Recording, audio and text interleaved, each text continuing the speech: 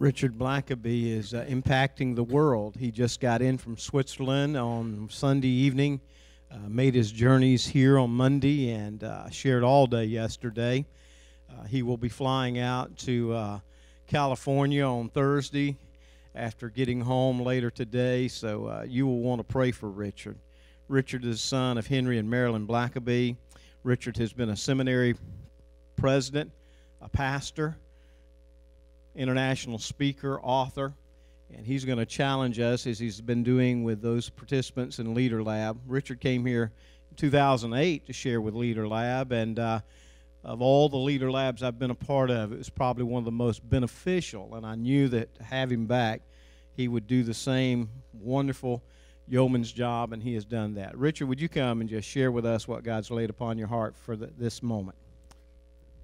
Well, it is good to be back here. I always enjoy being in Alabama, and was trying to think of just what to share. We had a great time yesterday. A lot of wonderful folks that are here for this meeting, and what a great ministry that is had here just to pour into the lives of pastors, especially here that have so many needs themselves. And always glad, people, church leaders give so much to others, and it's great to be able to pour into them sometimes. It's always a worthwhile investment. I was trying to think of what to share, and I guess partly just thinking about leadership as well. I've shared with the group yesterday that I've had the privilege of leading a church, leading a seminary, but undoubtedly the greatest challenge I've ever had is leading a family. And I've never been I don't think I've ever in a ministry setting ever gotten to the point where I just did not know what to do, that I was just wringing my hands saying, I don't know what to do. Running a school, a lot of very difficult challenges. I always had confidence that God could help me find a solution. But there have been a few times in my family where I was on my knees saying, God, I just don't know what to do. I don't know how to help this child, and or how to deal with this. The times I've been at the most loss have been in my own house. And I don't know, those of you that are married or that have kids or grandkids, or maybe you just have a heart to impact the next generation. I think every Christian, whether you are married or have kids or not, every one of us ought to be thinking, how do I leave something behind to the generation that follows me? If it's just encouraging the teenagers you see clustering there in the church lobby after church on Sunday, or just befriending some young girl or boy that comes to church and just needs an adult to invest in their life.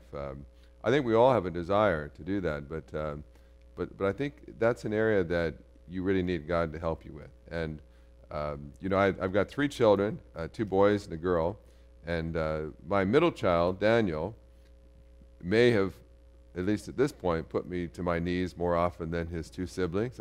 You may have a Daniel like that in your home. He's a free spirit, very stubborn child in some ways, brilliant young man.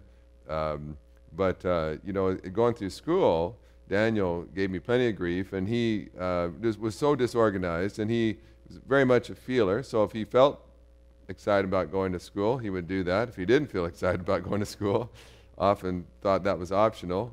In first grade, he ran home from school so often in first grade that the teacher had to start holding him in at recess just so he didn't escape. It's a little troubling when your first grader is the most wanted person in the school.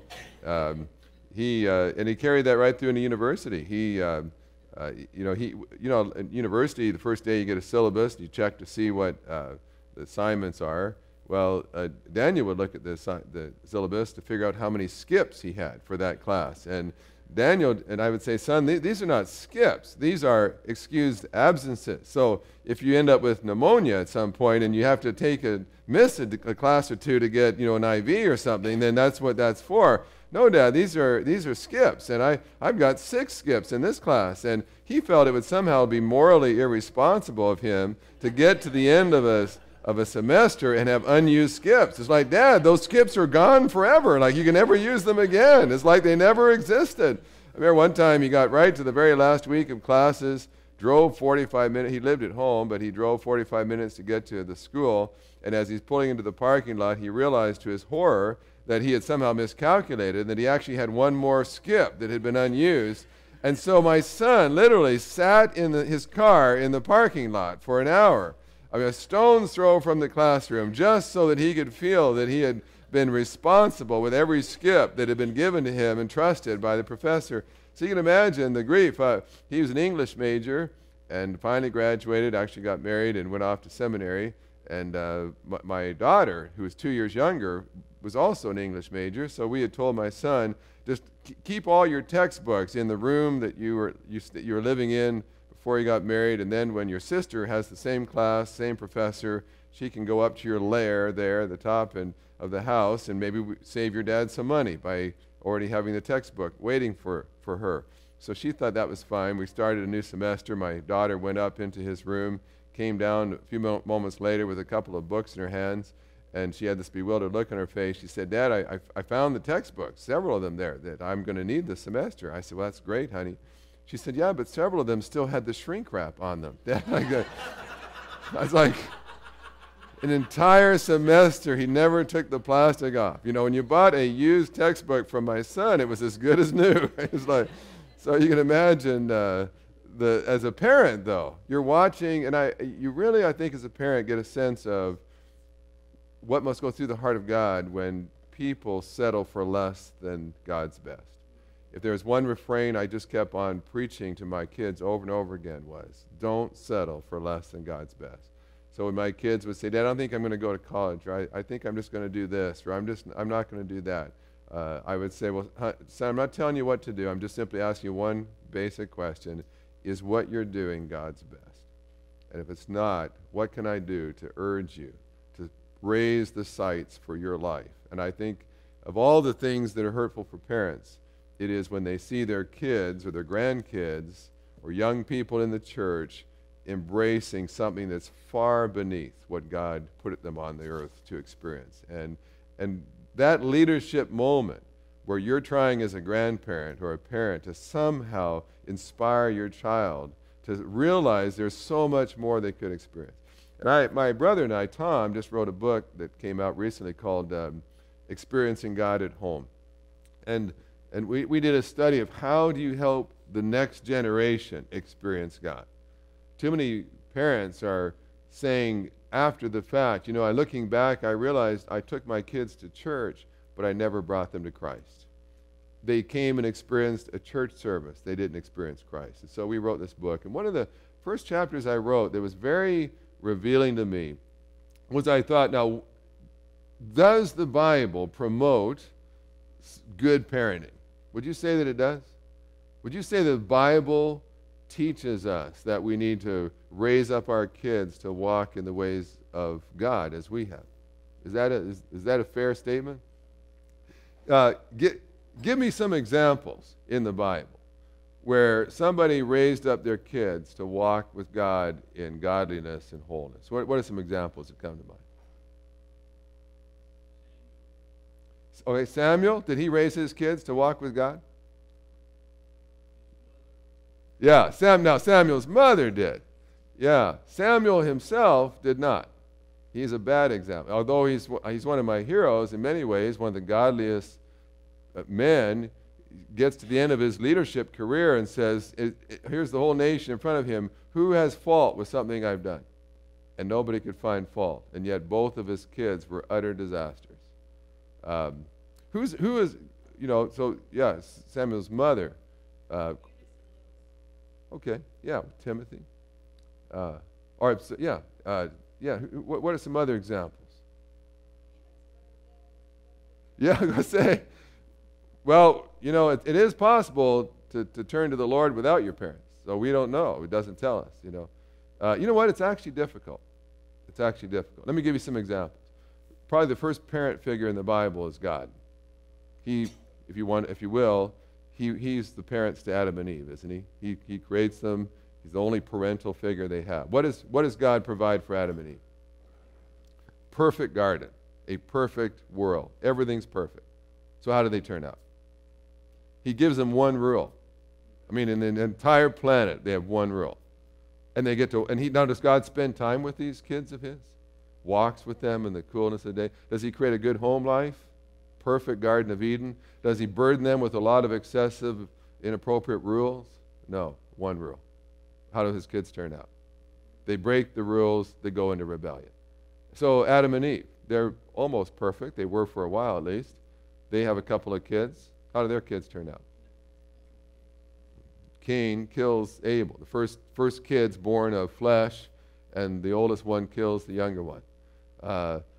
Just go down the line. Eli, the high priest of the day, has two sons that are so evil, God kills them off, raises up Samuel instead. Samuel has two sons. What happens to his two kids? They're so bad that the nation of Israel says, if our options are having Samuel's kids rule over us, we'd rather have a king. And they choose a king. Think about, here's a good one. Joshua. Is he a good dad? Joshua, a good father? What's the quote that's on many a household wall? As for me and my house, you can choose what you're going to do. As for me and my house, we will serve the Lord. You find that in many a house. Wonderful statement, is it not? Did it happen? We know what he intended. We know what this father wanted. What's the evidence that he actually did it? Do you know what the Bible says in Judges? When Joshua and his generation all died off, the next generation turned from God. Now, his kids may have died from a bubonic plague, and we just don't know that. Maybe they were godly and were, killed in a chariot accident or something. We don't know. All we know is that when their generation, when Joshua's children's generation rose up to be adults, that generation turned its back on God and served idols. And none of Joshua's kids rose up like Joshua, their father, did to say, no, this is the way we should go. So, you know what? Even one of the most classic examples we have of a father wanting to influence his home, there's no evidence that he did. No evidence that he did. Moses, he mentors Joshua, but what happened to Gershom, his own son? No evidence that Moses' own kids ever rose up to be godly leaders. They certainly didn't stand up and turn that generation back to God either. Just go through the Bible. David's a man after God's own heart, isn't he? Two of David's sons rebel against him, try to change who's going to be king. Two different conspiracies by his own son. Another son rapes one of his daughters. A disaster as a man who loves God, but his kids completely. Now, it's interesting. King Saul is practically insane, isn't he? He's a paranoid egomaniac. What's his son like? He raises a Jonathan. Now, David has at least two of his kids rebel against him, another one murder a sibling. Saul, who's insane, paranoid, when he dies, where are his kids? They're dying at his side. They're laying their life down beside their crazy dad, fighting the Philistines. Jonathan dies at his father's side. Now, how does an insane father like Saul raise a Jonathan? And then you get David having an Absalom and other sons like that. Does that ever puzzle you? Does he ever sort of think of, let me give you just a couple other examples. King Hezekiah, one of the godliest kings, maybe the godliest king to rule, even next to David. Who's his son? Manasseh, the evilest king. So you got perhaps the godliest king produces the most evil king. King Jehoshaphat has a son, another godly king, doesn't really do anything all that wrong. He marries his son to the daughter of King Ahab and Jezebel. And his son chooses to go the way of Jezebel instead of the way of Jehoshaphat, his own dad. King Josiah, great king, godly man. All of his kids are evil. And finally the nation is judged and destroyed forever. What does that tell you? We know in our heart the Bible wants us to pass on the legacy. By the way, even think for just a moment, Abraham. Of course, he's a patriarch. He's the father of the faithful. Think about him for a moment. He has two sons. How have they been doing over the last number of generations? Isaac and Ishmael. been fighting for centuries, their generation. In fact, Abraham, he lies on 2 different occasions about his wife, doesn't he? Trying to save his own skin, lies. So what does his son Isaac do later when he's an adult in a dangerous place? Lies about his wife. What does his son Jacob do? He's a deceiver, a liar. Even Joseph, Jacob's son, lies. Well, his brothers lie about what happened to him. Then Joseph lies to his brothers. Do you see how Abraham, the patriarch, has a lying issue? In 3 generations, you see the lying continue. These are the good guys. These are the patriarchs, people we look to as Father the Faithful. So, when you look at that, you can kind of think, and by the way, how do their kids, Isaac, Ishmael, don't get along very well. But what about Isaac's sons? Esau and Jacob. These are the children of the most godly men of their day, the patriarchs of the faithful. Isaac, Esau. Jacob has to flee, doesn't he? So his brother doesn't kill him. So how does Jacob's kids turn out? Joseph and all of his older brothers sell him into slavery. Do you see a pattern here? Now these are the good ones. I'm not even looking at like Ahab's kids or people like that. I'm looking at the people that God said, this is a man after my own heart. This is a man who the nation can't find fault with his leadership. But then you look at their home. Does that not tell you something about the challenge we face in the church today? My father's always said we're just 1 generation away from total paganism in this country. All we need is just 1 generation where we don't pass our faith on, and we would have an America that was entirely pagan. We're always 1 generation away from utter paganism if we don't hand the baton down to the next generation. So this is the thing. We talk about it like it's an easy thing, but when you actually look at the Bible, it's not so easy, is it? Some of the greatest leaders of all time were great at church, on the battlefield, not so great in the home. And so what I have been challenged with is just simply to say, so God, how would I pass on a legacy? So what you have passed on to me from my parents, my grandparents, my kids will embrace as well. And just 2 things I just share with you very quickly and close. One is, you're not going to be able to pass, it's difficult to pass on a religion. So if simply what you want is for your kids to go to church like you went to church, over 70% of children going to church today are walking away from that. And so they're going to have to see more in you than just a good church-going person. They're going to have to see the God that you went to meet every Sunday when you worshiped Him. If all your kids are experiencing is a church service, that's not enough to make them want to get up every Sunday morning. If they are somehow encountering the living God who speaks to them and guides them and changes their life, that's a whole different story. And the other thing that I found that I just would share is, if you want your kids, if you want the next generation to also walk with God, perhaps go to places you've never gone, then you're going to have to help them also. You're going to have to see God's activity in their life and join what God wants to do. Too many of the times we're trying to get our kids or grandkids to align with what we think is best for them, instead of hearing from God and doing what He thinks is best. Somewhere along the line with my son Daniel, all the nagging and fatherly counsel and father-son talks that we had didn't seem like they were quite paying off. And somewhere along the line, Daniel had an encounter with God. And what all the fatherly talks could not accomplish, an encounter with God did. And all of a sudden, Daniel had a sense of calling on his life, a purpose. He wrote a book with his brother called When Worlds Collide, a book written by about a 5th generation, they're actually a 5th generation Blackaby authors. And here the 5th generation said, even though they were pretty crazy at times as youth, they came to embrace that same God. They wrote a book encouraging people who grew up in church not to let go of their faith. And then I didn't know that Daniel was even doing this, but he was an English major, and he later said, Dad, I had this vision that I could, he said, the fastest growing genre of books out there is fantasy.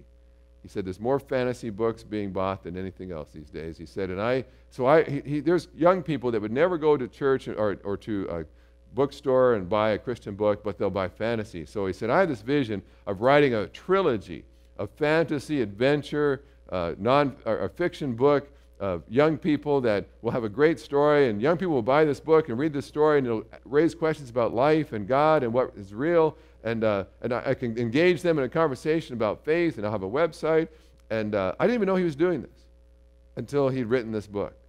It was just a passion. Suddenly he couldn't stop writing, and he gets this book down. A publisher picks it up, loves it, says, I want to write the whole trilogy.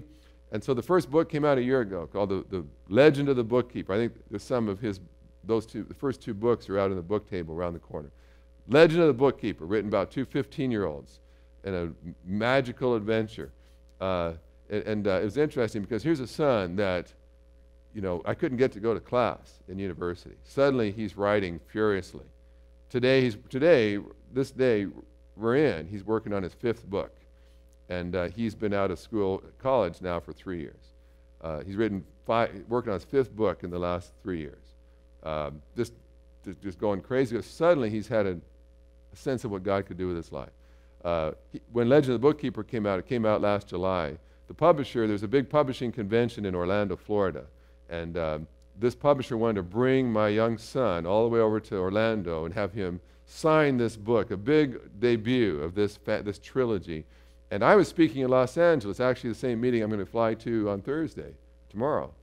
And I was there last year. And so I wanted to see, this son, I couldn't even get to attend class, is now writing a book, and he is trying to use the skills and passions God has given him to reach his generation for Christ.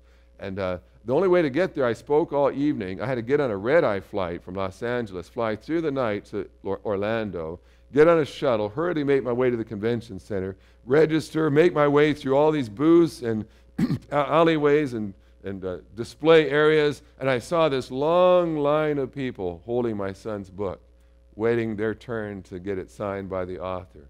And I look, and there's my son encouraging all these young people to find God in their own stage of life, and to worship Him in a way that connects with them, and to read this book. And people said to me, Richard, why would you fly all the way through the night? Why would you get a red eye and kill yourself to cross the entire country? I said, if you'd known what I've gone through with this child, how much grief he's given me. I had to witness with my own eyes his generation saying, I get it.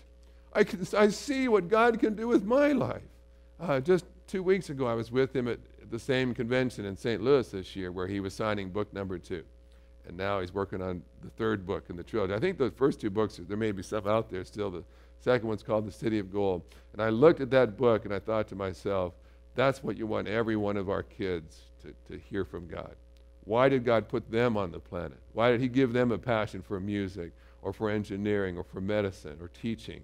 Why did God wire them that way and give them that passion? And understand that God did that to you, and God's prepared you to change the world.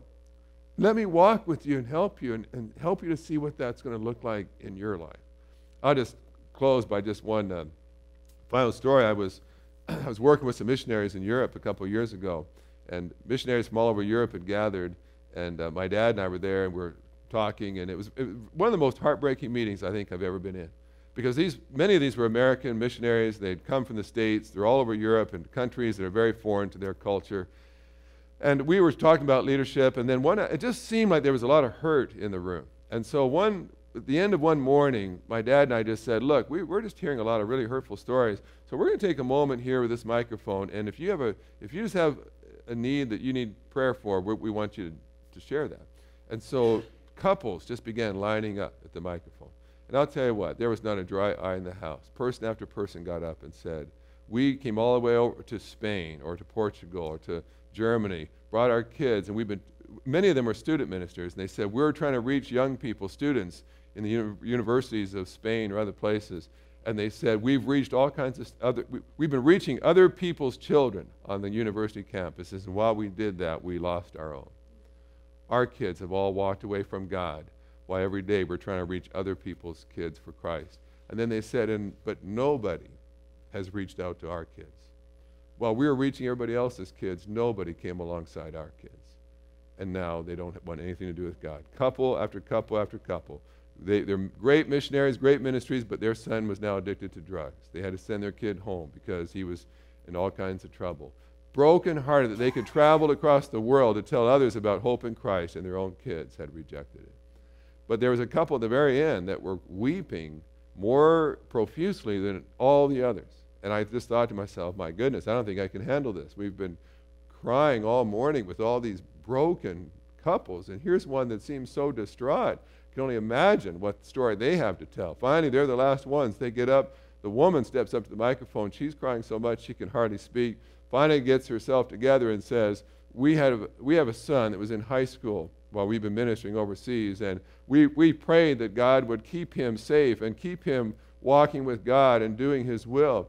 And that was the prayer of our heart, she said. And our son finally was a senior in high school there in Europe with us. And one day near the end of his year, he came to us and said, Mom, Dad, I'm getting ready to graduate. I'm trying to think what to do with my life. And he said, what I would like to do is spend the first year out of college or out of high school and just go perhaps to Africa and find an orphanage or someplace that maybe ministers to people in need, maybe AIDS orphans, and just give a year of my life and just try to help them to know the hope of Christ.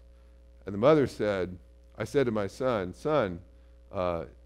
you got to get through college. I mean, we don't have a lot of money, and we need to help you hurry on and get through college while we can do what we can. And so why don't you just maybe do a summer trip or something, but when the fall comes, you really need to go to school. So the son came back later and said, Mom, I've been thinking about this. If I went into medicine, and I got a medical degree, I could go to places in the world where it might be close to a missionary, but they'd let a doctor in. And I'd have a platform to share Christ.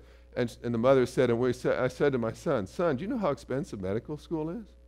He said, we're missionaries. We have to raise your own support. We can never afford that. Can't you maybe find some other educational track you could go down that we can help you with? And so the son went away. The son came back and said, Mom, I got to go out tonight. Where are you going? Well, there was a girl in the youth group that he was in that had called and was suicidal, and in desperation had called him to say, I'm just scared of what I might do. Could I talk with you? And he was going there to meet up with her. And the mom said, you can't go out at night to meet that girl. I don't trust her. You're a young guy. You can't go to her, and who knows what could happen. You're not leaving this house. And on that morning, with all the missionaries, this woman said, I prayed for God to put his hand on my son's life. I pray that he would not be tempted by the world or succumb to the temptations of the world. And she said, for the first time I realized, every time God did a work in my son's life, I was the stumbling block. It wasn't Satan that was his problem. It wasn't the world, it was his own mother who did not recognize what God was doing in her own son. And she just wept and wept. Said, I'm the greatest hindrance to my son walking with God. And she said, but it's what I've been praying for all of his life. Is it possible to be so disoriented to the activity of God that even as God is working in the generation around us, we're so busy criticizing their choice in music or their clothing styles or whatever else that we don't recognize that God's at work doing a fresh new thing in a brand new generation? I want to just encourage you as you go out even in this week and this weekend. I'm getting to an age where I think the most significant thing I can do is invest in the generation behind me. Now, repeatedly, when I just was in Switzerland, I went to great effort and expense to bring my daughter just so she could speak with me on the platform and get some experience speaking and encouraging God's people. We have a conference on the family this September where all three of my kids will be speaking. And I just keep trying to find ways to invest in them and let them have the thrill of being used of God to make a difference. Let me encourage you before this week is out. Pray whether you have kids at home, if you've got grandkids, if you've got young people in your church. Don't let a week go by without somehow encouraging God's activity in the life of the next generation. You'll find that God's at work all around you if you'll open your eyes and just join him in what he's doing. Well, let me pray with you and I'll be done. Lord, thank you for being a God that always has a heart for the next generation that is coming. You long for them to know you even as their parents have, and perhaps to even know you better and to go further and to do more than their parents ever dreamed of doing. And so, Lord, I pray for our kids, pray for our grandkids, pray for the teenagers and young people in our churches that have become such enormous casualties in the church in recent years. Lord, as they go off to college, so many of them are leaving their faith. As many move out of the house, before they even finish high school already, they're walking away from the God of their parents. Would you help us, Lord, to create a legacy where generation after generation are godly men and women who make a difference in our world. May our great-grandchildren thank God for the decisions that we made years before to be godly men and women on mission with Him. I'd pray this in Jesus' name.